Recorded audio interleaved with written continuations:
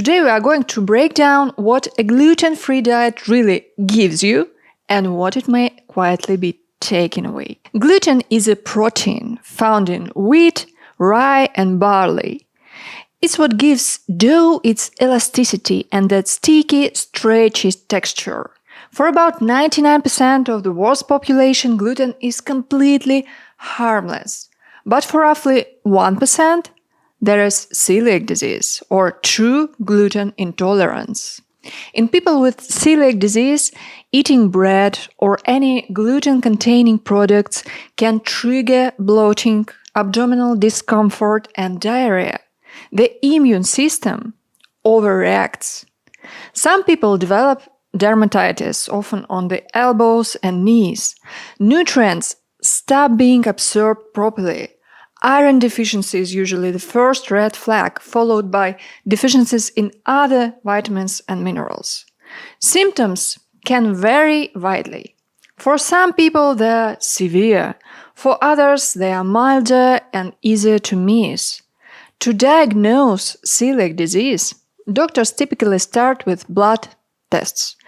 It could be antibodies to tissue transglutaminase and antibodies to endomysium. If needed, they can confirm the diagnosis with a biopsy of the duodenum. A small sample of the small intestine is examined, in this case, under a microscope. In celiac disease, the intestinal villi, the tiny projections responsible for absorbing nutrients, become damaged and flattened like that.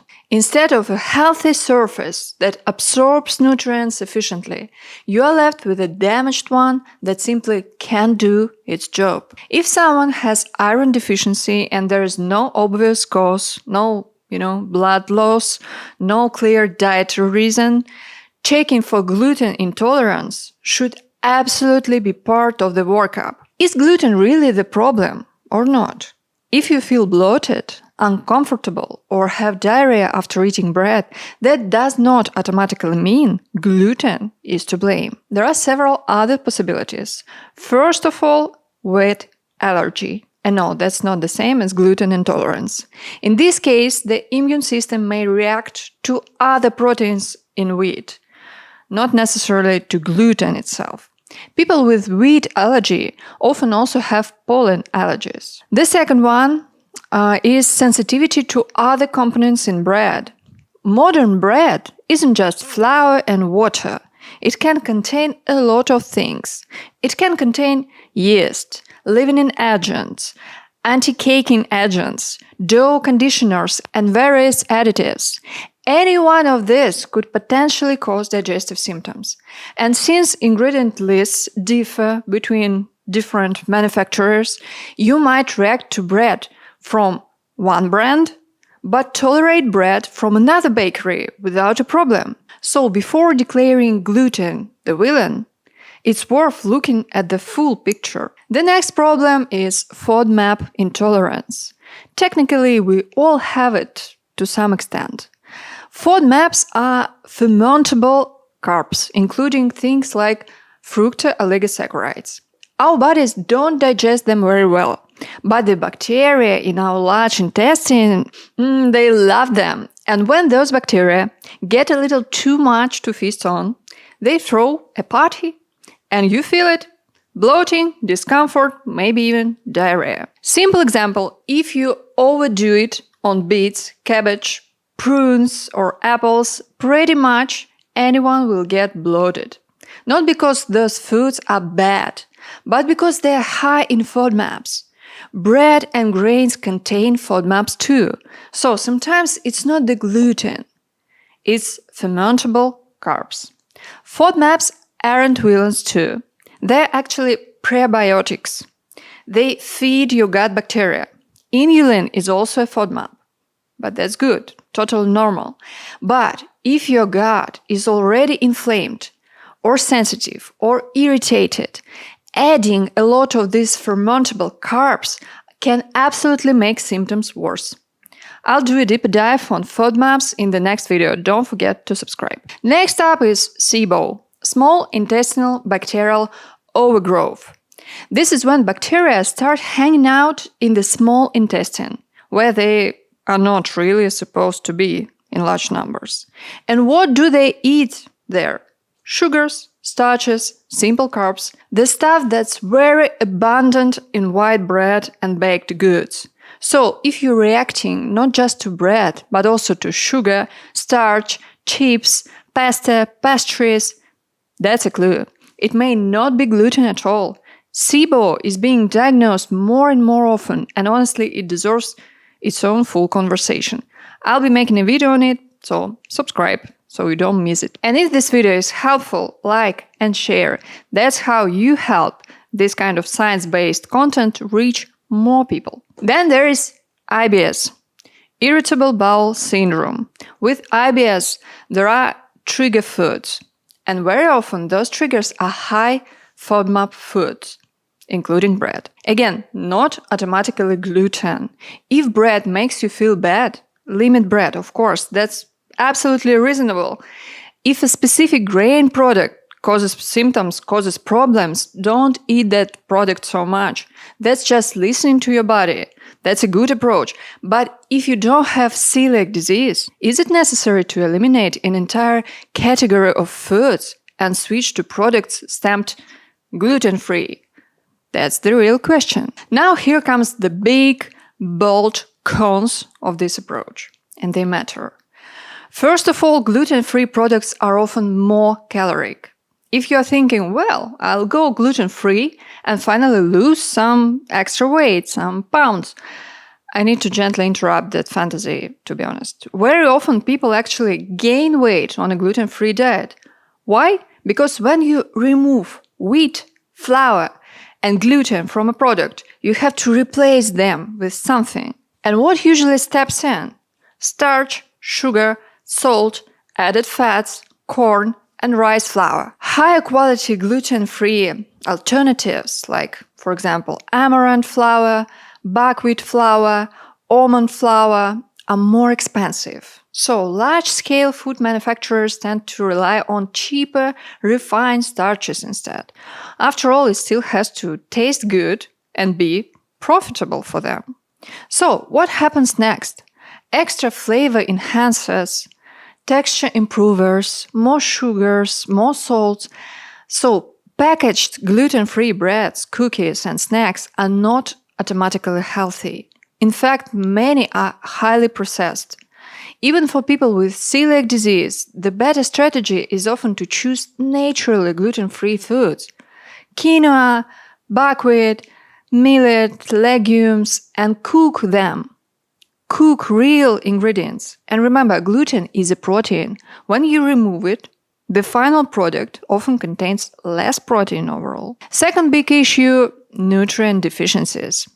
Wheat flour actually provides important micronutrients, especially selenium, iron, B vitamins, including folate, for example, which is derived from vitamin B9, as well as iodine, zinc, calcium, manganese, and magnesium. Of course, flour isn't a superfood, but grain products make up a significant portion of many people's diet. Over time, they contribute meaningful amounts of these micronutrients. In some countries, bread is even used as a product for fortification. For example, in Australia, iodine is added to bread rather than to salt. So if you eliminate bread completely, you need a plan for where those nutrients will now come from. For example, iodine.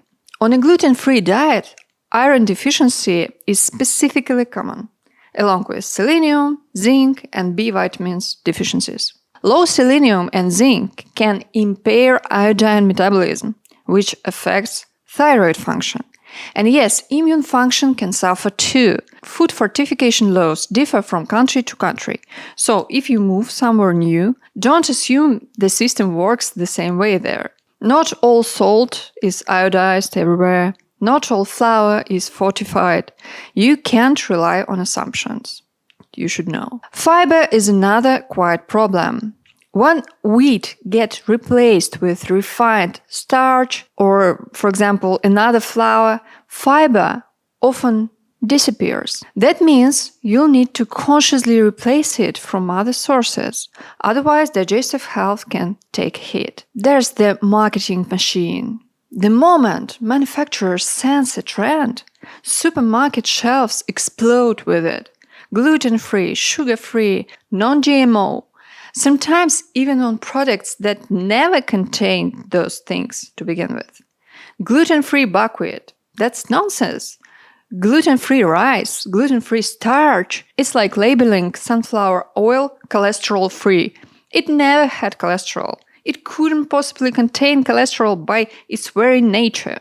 The label allows the exact same product to be sold at a higher price, while the buyer assumes it's automatically healthier. But it's not. If you truly want to make healthier choices, the strategy isn't chasing labels. It's learning which natural foods don't contain gluten by nature, choosing those, and cooking from real ingredients. Ready-made gluten-free solutions are often both expensive and very far from healthy nutrition. If it feels overwhelming, that's exactly why this channel exists. There's so much conflicting health information out there. My goal is to help you navigate it without getting lost. So subscribe, we'll figure it out together. And finally, what does research actually show about gluten? In 2023, animal studies found that gluten can trigger inflammation in the hypothalamus of mice, the brain region involved in hunger, satiety, mood, and hormone regulation. But those mice were also gaining weight. So it's very possible that the inflammation was related to weight gain itself, not gluten alone. In humans, this effect has not been demonstrated. And that's an important distinction. So, let's zoom out and look at the big picture. Outside of celiac disease and true diagnosed gluten intolerance, gluten-free diets simply haven't delivered any results people hoped for. They don't help with autism. They don't improve IBS, but a low FODMAP diet often does. They haven't shown benefits in rheumatoid arthritis, and they don't reduce the risk of heart disease. In fact, some data suggest they may increase the risk of diabetes. Increase it. Hair loss, studied, no meaningful effect. Endometriosis, tried, no results. Dementia, no benefits demonstrated. So far, outside of celiac disease, it's mostly been a miss. What has been consistently documented, though, is something else. Nutrient deficiencies, weight gain, and higher blood sugar levels on poorly planned gluten-free diets. Now, I'm not here to tell you to eat all the gluten you can find. The decision is always yours. And yes, in some cases, reducing highly processed bread and baked goods can absolutely improve weight, cholesterol levels, bile flow, and other symptoms.